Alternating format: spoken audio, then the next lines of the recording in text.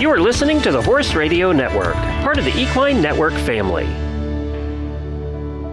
Three loose horses are trotting towards a busy road in the dark of night when their owner calls out to an old, forgotten friend for help. Find out what happens next in this episode of Barn Stories.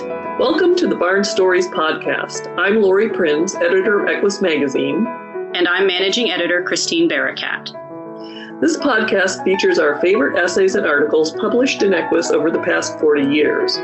Although Equus is known for articles on horse care and veterinary research, our editorial mission has always been guided by the bond that exists between horses and people. And each issue has featured a real-life story that celebrates how horses enrich our lives and touch our hearts.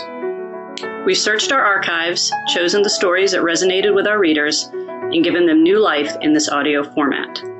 Longtime subscribers may recognize some of their favorite pieces. And if you're new to the Equus community, these stories will confirm that no matter what sort of saddle you sit in, a deep emotional connection to horses is something we all share. This episode features a redemption story, not of a difficult horse who eventually proves his worth, but of an owner who reconnects with her values in the wake of a crisis. This is a story that many of us can relate to. The author goes from focusing on her fancy new thoroughbred to developing a greater appreciation for her decidedly less glamorous old mare. The story in this essay is fantastic. It's a gripping tale told very well. It will keep you on the edge of your seat and wanting to cheer at the conclusion. But the subtext of the story is even better. It's about the qualities of certain horses that can go overlooked under a less than flashy appearance. It's also about the relationship you form with special horses that you may not appreciate until it's threatened or even gone. This story, I think, will inspire you to go hug a horse you've known for years, especially if you haven't hugged them in a while. So let's listen to A Change of Heart, written by Cheryl Rivers and read by Taylor Autumn. Before you judge my cold-heartedness too harshly, I want you to know that I share this story only in the hope that it will prevent you, too, from committing the equestrian equivalent of the unforgivable sin. I have owned Pollyanna, my 25-year-old Percheron thoroughbred mare, since just before she turned 2. She was my first horse, and she taught me more about horses and riding than all of the books, magazines, DVDs, and seminars combined ever could have. She saved me from serious injury at least twice and carried me over any cross-country course I was brave enough to attempt. She always did well in the dressage portion of combined training events. Yet, I must confess that I got somewhat tired of the judges' comments that described my horse as cute. I'm sure these were well intended, but they did feel somewhat condescending. As Pollyanna began to age, I decided that this time around, I would look for a horse who would engender more respect. One day, I found just what I was seeking. 17 hands of long-legged beauty, wrapped up in a blood bay coat with 4 white stockings and a symmetrical blaze, like one of the horse figurines from my childhood come to life. Watching this powerful, perfectly balanced athlete float across the field in a herd of 20 other thoroughbreds, I thought I might have just found the horse of my dreams. I was told Devon had been brought home from the track for breeding, so the owner was reluctant to sell. But we did finally manage to strike a deal that included me adopting a second, older thoroughbred mare named Julep, who also needed a home. I could hardly believe that Devon was about to become mine. I admit I did feel somewhat guilty about getting another horse to ride. Polly had been more faithful to me than many of my human friends. The longest we'd ever been separated was one 6-month stretch when I was away at school. For months, I'd worried she might forget me. But then, when I returned to the farm in my old pickup, I was shocked to see her head come up at the familiar sound of my engine. Her rapid trot to the gate to greet me reduced me to tears. I would never sell Polly, but she had let me know she was ready to retire. So my plan was to keep Polly happy and safe, give a home to Julep, and enjoy training my new dream horse, Devon. What I hadn't taken into account was the new herd dynamic. The 2 thoroughbreds quickly bonded with each other, pushing Polly to the bottom of their pecking order. When I walked out to the pasture to pet Polly, the other two quickly drove her away. I started pulling her out of the large pasture just to spend time with her up close, but this only seemed to exacerbate the problem. It was getting harder, too, to see Polly's beauty next to these statuesque thoroughbreds. Her larger head and stockier legs seemed almost ridiculous by comparison. Her gait looked cumbersome as she ambled through the pasture in their wake. And sometimes, as the brush was gliding effortlessly over the satiny sheen of Julep or Devon's slick coat, I found myself feeling grateful I wasn't struggling to work a brush through Polly's long, dense hair. It was never a conscious choice, but before I realized what was happening, Polly started to slip away. I was spending less time with her, and caring for her was beginning to feel less rewarding. She became despondent and withdrawn, and when I came out into the pasture with treats, she often didn't even try to approach. I'm embarrassed to say the situation might have gone on indefinitely. But then, a student living at my farm made a serious mistake.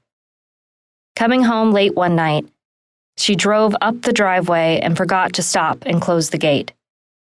Reaching the house, she looked up into the rearview mirror just in time to see 3 horses jogging out toward the road.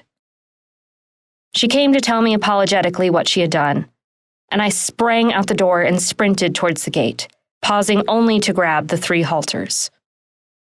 When we reached the road, the horses were nowhere in sight.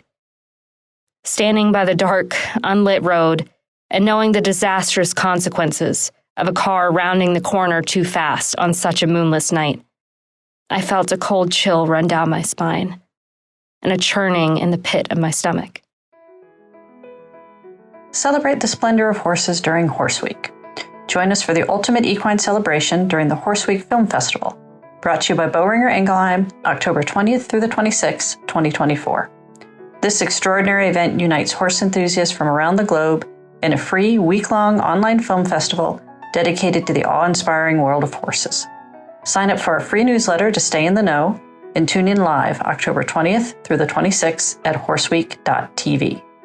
As I stood by the road, peering into the darkness, halters in hand, a car pulled up. The driver told me that he had just passed 3 horses about a quarter of a mile down the road. With a nod of thanks, I took off running, looking for the familiar glow of Polly's gray coat in the dark. The quarter mile quickly stretched to a half before I heard the sound of hooves on pavement. In the inky night, I could barely see Polly, almost obscured by the shadow of the other 2 thoroughbreds. Knowing that if I could catch just one horse, the other 2 might follow, I decided to choose. I'm ashamed to admit, Polly wasn't my first choice. I'd like to say this was because I felt certain that Polly would obediently follow the other 2. But to be honest with you, as well as with myself, I must admit that my flashy thoroughbred had become more important to me. The 3 were all coming back my way now, and I stepped out in front of Devon and threw my hands in the air, hoping to slow her rapid trot. She paused just long enough for me to swing a rope around her neck, and I was just slipping the halter over her ears when Julep sank her teeth into the younger mare's hindquarters. Devon exploded. Although I managed to avoid being trampled, I found myself sprawled on the pavement, gasping for air, as I watched all 3 horses rushing down the road past my house, headed right toward a busy intersection. I could see the impending catastrophe unfolding, as if I had fallen into a nightmare. I envisioned my horses crushed by a car or a truck or slipping down on the pavement in front of oncoming traffic. In sheer desperation, not having any real hope that it would actually work, I scrambled to my feet, took a deep breath, and yelled as loudly as I could, "Polly, whoa!" Despite the aggressive Julep driving her from behind and the natural panic of any prey animal running into the unknown, Polly stopped. Scarcely believing what I was seeing, I watched as Polly hunched down in fear of the mare nipping at her hindquarters, then managed to swerve around and turn to face me. Breathlessly, I began calling her with the kissy sound we had shared for more than 20 years, and stood in disbelief and gratitude as she took several tentative steps towards me. "Good girl," I reassured her, and began walking to meet her. The thoroughbreds had paused to consider whether to drive Polly along with them or continue their flight on their own. Polly met me more than halfway, and when I pointed to the open gate, she quickly trotted inside before Julep, who was coming back in, could attempt to drive her in the other direction. The two thoroughbreds paused in the road, throwing their heads in the air and snorting as they sized up the situation. As I watched their ears swivel to follow the sound of Polly's hooves receding up the driveway, I suddenly realized that the mares were rapidly becoming silhouettes in the headlight of an approaching car. We were only heartbeats away from a disaster. As Julep and Devon tensed to bolt from the alien monster roaring up the road behind them, I caught a blur of white out of the corner of my eye. Polly had returned, and now stood just inside the fence, beckoning for them. Her whinny generated just enough indecision in the mares that I exploited by waving my arms and clucking as I dove in behind them. My elegant dream horse and her royally bred friend floated through the gate and up the driveway without giving me a second glance. I ran in, shut the gate, and went to wrap my arms around Polly's thick neck. She stood motionless as the other two mares continued their flight towards the barn. I hugged her as we stood together in the dark, while the tears ran down my face. How could I have been so blind? I already had my dream horse, my faithful friend of more than 20 years. Others may look at her and see only her platter-sized feet, thick legs, and large head. But what I see is a heart that is faithful and true, beyond any measure of reason or training. And that makes her more beautiful than the prettiest horse on the planet.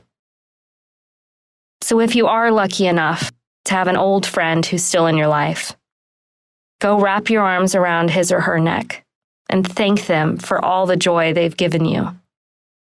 Know that their faithfulness is worth more than anything you may hope to achieve with any other horse.